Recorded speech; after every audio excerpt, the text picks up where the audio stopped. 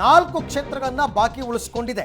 4 ಕ್ಷೇತ್ರಗಳು ಈ ಸೆಕೆಂಡ್ ಲಿಸ್ಟಲ್ಲಿ ಬರಲ್ಲ ಅಂತ ಹೇಳ್ತಾ ಇದ್ದಾರೆ. ಚಿಕ್ಕಬಳ್ಳಾಪುರ, ಕೋಲಾರ, ಚಾಮರಾಜನಗರ, ಬಳ್ಳಾರಿ ಟಿಕೆಟ್ಗೆ ತಡೆಯನ್ನ ಒಡ್ಡಿದೆ.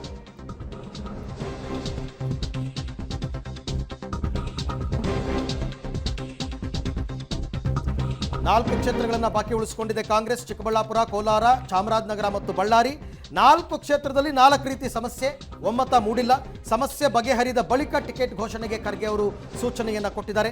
ಮನವೊಲಿಕೆ ಮಾಡಿ ಇವತ್ತು ಪಟ್ಟಿ ನೀಡುವಂತೆ ಸಿಎಂ ಮತ್ತು ಡಿಕೆಶಿಗೆ ಸೂಚನೆ ಕೂಡ ಕೊಟ್ಟಿದ್ದಾರೆ.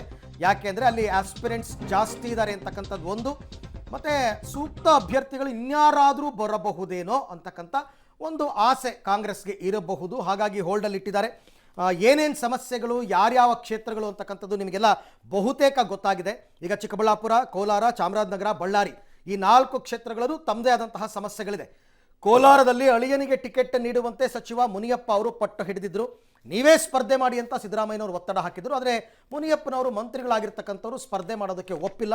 ಅಳಿಯನಿಗೆ ಕೊಡಿ, ಗೆಲ್ಲಿಸ್ಕೊಂಡು ಬರ್ತೀನಿ ಅಂತ ಅಂದ್ಬಿಟ್ಟು ರಾಜ್ಯಸಭಾ ಸದಸ್ಯ ಎಲ್ ಹನುಮಂತಯ್ಯನವರಿಗೆ ಟಿಕೆಟ್ ನೀಡುವಂತೆ ಮುಖ್ಯಮಂತ್ರಿಗಳು ಪಟ್ಟು ಹಿಡಿದಿದ್ದಾರೆ. ಕೋಲಾರದಲ್ಲಿ ಹನುಮಂತಯ್ಯನವರ ರಾಜ್ಯಸಭಾ ಸದಸ್ಯತ್ವ ಇತ್ತೀಚೆಗೆ ಮುಗೀತು, ಅವರಿಗೆ ಕೊಡಬೇಕು ಅಂತಕ್ಕಂಥ ಲೆಕ್ಕಾಚಾರ ಸಿದ್ದರಾಮಯ್ಯನವರದ್ದು.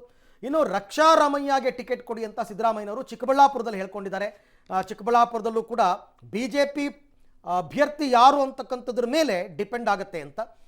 ನನಗೆ ಅಥವಾ ಶಿವಶಂಕರ್ ರೆಡ್ಡಿಗೆ ಟಿಕೆಟ್ ನೀಡಿ ಅಂತ ವೀರಪ್ಪ ಮೊಯ್ಲಿ ಅವರು ಹಠವನ್ನು ಹಿಡಿದಿದ್ದಾರೆ. ಈ ಹಿಂದೆ ವೀರಪ್ಪ ಮೊಯ್ಲಿ ಅವರು ಗೆದ್ದಿದ್ರು ಈ ಕ್ಷೇತ್ರದಿಂದ. ಶಿವಶಂಕರ್ ರೆಡ್ಡಿ ಅವರು ಆಗಲೇ ಪಕ್ಷ ಬಿಡ್ತಾರೆ ಅನ್ನೋ ಸುದ್ದಿನೂ ಇತ್ತು, ಏನಾಗುತ್ತೆ ಗೊತ್ತಿಲ್ಲ. ಇನ್ನು ಶಾಸಕರು ಹಾಗೂ ಸಚಿವರಲ್ಲಿ ರಕ್ಷಾರಾಮಯ್ಯ ವಿಚಾರದಲ್ಲಿ ಒಮ್ಮತ ಮೂಡ್ತಾ ಇಲ್ಲವಂತೆ. ಹಾಗಾಗಿ ಇದನ್ನು ಹೋಲ್ಡಲ್ಲಿ ಇಟ್ಟಿದ್ದಾರೆ ಅಂತಕ್ಕಂಥ ಮಾಹಿತಿ ಇದೆ. ನೋಡೋಣ. ಇನ್ನು ಬಳ್ಳಾರಿ ವಿಚಾರಕ್ಕೆ ಬರೋದಾದರೆ ಸಚಿವ ನಾಗೇಂದ್ರ ಅಥವಾ ಹಿರಿಯ ಶಾಸಕ ತುಕಾರಾಂ ಸ್ಪರ್ಧೆಗೆ ಒಲವನ್ನು ವ್ಯಕ್ತಪಡಿಸಿದ್ದಾರೆ. ಅದು ಕೂಡ ಇನ್ನೂ ಫೈನಲ್ ಆಗಿಲ್ಲ. ಎಗೈನ್ ಸಹೋದರ ವೆಂಕಟೇಶ್ ಪ್ರಸಾದ್ಗೆ ಟಿಕೆಟ್ ನೀಡಿ ಅಂತ ನಾಗೇಂದ್ರ ಅವರು ಪಟ್ಟು ಹಿಡಿದಿದ್ದಾರೆ. ನಾಗೇಂದ್ರ ಅವ್ರನ್ನೇ ಸ್ಪರ್ಧೆ ಮಾಡಿ ಅಂತ ಹೇಳಿದರು ಒಂದು ಸರ್ತಿ. ನನಗೆ ಟಿಕೆಟ್ ಬೇಕು ಅಂತ ಮಾಜಿ ಸಂಸದ ಉಗ್ರಪ್ಪ ಒತ್ತಡ. ನನಗೆ ಟಿಕೆಟ್ ಮಿಸ್ ಮಾಡೋದಕ್ಕೆ ಏನು ಕಾರಣ ಹೇಳಿ ಅಂತ ಉಗ್ರಪ್ಪನವ್ರು ಕೇಳ್ತಾ ಇದ್ದಾರೆ. ಇನ್ನು ಫೈನಲಿ ಚಾಮರಾಜನಗರಕ್ಕೆ ಬರೋದಾದರೆ ಸಚಿವ ಮಹಾದೇವಪ್ಪನವರು ಓಕೆ, ಪುತ್ರ ಬೇಡ ಅಂತ ರಾಜ್ಯ ನಾಯಕರು ಅಭಿಪ್ರಾಯಪಟ್ಟಿದ್ದಾರೆ. ಸಿದ್ದರಾಮಯ್ಯನವ್ರದ್ದು ಇದೇ ಮನಸ್ಥಿತಿ. ಇನ್ನು ಮಾಜಿ ಶಾಸಕ ನಂಜುಂಡಸ್ವಾಮಿ ಪರ ಮಲ್ಲಿಕಾರ್ಜುನ ಖರ್ಗೆಗೆ ಒಲವಿದೆ, ಅವರು ಕೊಡಬೇಕು ಅಂತ. ಆದರೆ ಮಹಾದೇವಪ್ಪ ಮನವೊಲಿಕೆ ಅನಿವಾರ್ಯ ಅಂತ ಸಿಎಂ ಡಿಸಿಎಂ ಅಭಿಪ್ರಾಯಪಟ್ಟಿದ್ದಾರೆ. ಇಲ್ಲ, ಅವ್ರನ್ನೇ ನಿಲ್ಲಿಸೋಣ ಅಂತ. ಇಡೀ 28 ಕ್ಷೇತ್ರದಲ್ಲಿ ಯಾವ ಮಂತ್ರಿಗೂ ಟಿಕೆಟ್ ಕೊಡ್ದೇನೆ ಇವರೊಬ್ಬರನ್ನ ನಿಲ್ಲಿ ಅಂತಂದರೆ ಒಪ್ಕೊಂಡ್ಬಿಡ್ತಾರಾ ಮಹಾದೇವಪ್ಪನವರು? ಖಂಡಿತ ಒಪ್ಪಲ್ಲ. ಸೊ ಈ ಎಲ್ಲ ವಿಚಾರಕ್ಕೆ ಸಂಬಂಧಪಟ್ಟಂತೆ ಮತ್ತಷ್ಟು ಮಾಹಿತಿ ನನ್ನ ಕೊಲೀಗ್ ಸುಖೇಶ್ ಅವರಿಂದ. ಸುಖೇಶ್, ಬೇರೆ ಬೇರೆ ಕಾರಣಗಳು ಪ್ರತಿ ಕ್ಷೇತ್ರದಲ್ಲೂ ಇದ್ದೇ ಇರುತ್ತೆ. ಹಾಗೆ ನೋಡೋಕೆ ಹೋದರೆ 17 ಕ್ಷೇತ್ರಗಳಲ್ಲಿ ಇದನ್ನೆಲ್ಲ ಸಂಭಾಳಿಸ್ಕೊಂಡು ಟಿಕೆಟ್ ಅನೌನ್ಸ್ ಮಾಡಿದ್ದಾರೆ. ಬಟ್ ಈ 4 ಕ್ಷೇತ್ರಗಳು ಯಾವಾಗ ಅಂತಿಮ ಆಗಬಹುದು ಅಂತ? ಬಹುತೇಕ ಇವತ್ತೇ ಅದನ್ನು ಅಂತಿಮ ಪಡಿಸಿಕೊಳ್ಬೇಕಂತ ಅನಿವಾರ್ಯತೆ ಕೂಡ ಕಾಂಗ್ರೆಸ್ಗಿದೆ. ಯಾಕಂದ್ರೆ ಈಗಾಗಲೇ ಚುನಾವಣೆಯ ದಿನಾಂಕ ಕೂಡ ಘೋಷಣೆ ಆಗಿದೆ, ಎಷ್ಟು ಹಂತದ ಚುನಾವಣೆಯದು ಫಿಕ್ಸ್ ಆಗಿದೆ. ಮತ್ತೊಂದು 4 ಟಿಕೆಟ್ಗಾಗಿ ನಾಯಕರುಗಳು ದೆಹಲಿಗೆ ಹೋಗೋ ಬದಲಿಗೆ ಇಲ್ಲಿ ಪ್ರಚಾರದಲ್ಲಿ ತೊಡಕೊಳ್ಳಬಹುದು ಅನ್ನುವಂಥ ಲೆಕ್ಕಾಚಾರ.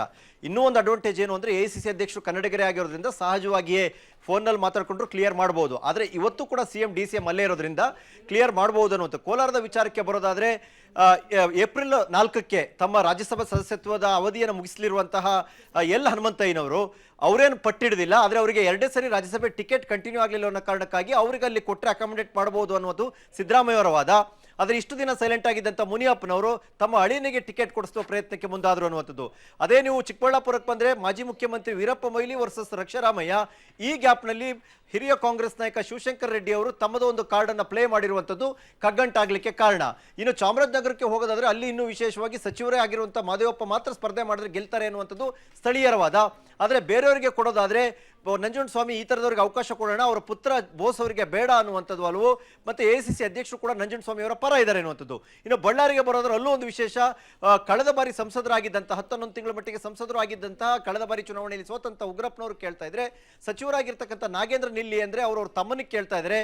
ಒಂದು ಕಡೆ ತುಕಾರಾಂ ಅವರ ಪುತ್ರಿ ಸೌಪರ್ಣಿಕಾ ಹೆಸರು ಕೇಳಿ ಬಂದಿದ್ರು ಕೂಡ, ಕಡೆಯದಾಗಿ ತುಕಾರಾಂ ಅವರ ಹೆಸರು ಉಳ್ಕೊಂಡ್ರು ಕೂಡ ಸಚಿವ ಮತ್ತು ಹಿರಿಯ ಶಾಸಕರು ಇಬ್ಬರು ಸ್ಪರ್ಧೆಗೆ ಹಿಂದೇಟಾಗ್ತಾ ಇರೋದ್ರಿಂದ ಸಚಿವರ ತಮ್ಮರಿಗ ಅಥವಾ ಮಾಜಿ ಸಂಸದ ಉಗ್ರಪ್ಪನವರಿಗೆ ಅನ್ನುವಂಥ ವಿಚಾರದಲ್ಲಿ ಗೊಂದಲ ಇದೆ ಅನ್ನುವಂಥದ್ದು.